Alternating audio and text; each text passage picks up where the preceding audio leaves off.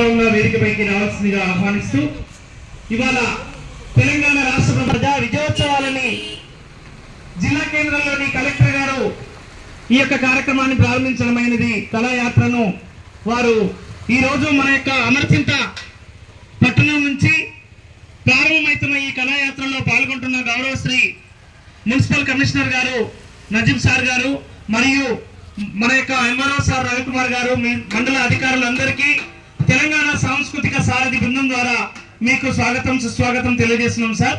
అదేవిధంగా ఇక్కడ ఉన్నటువంటి సంస్థ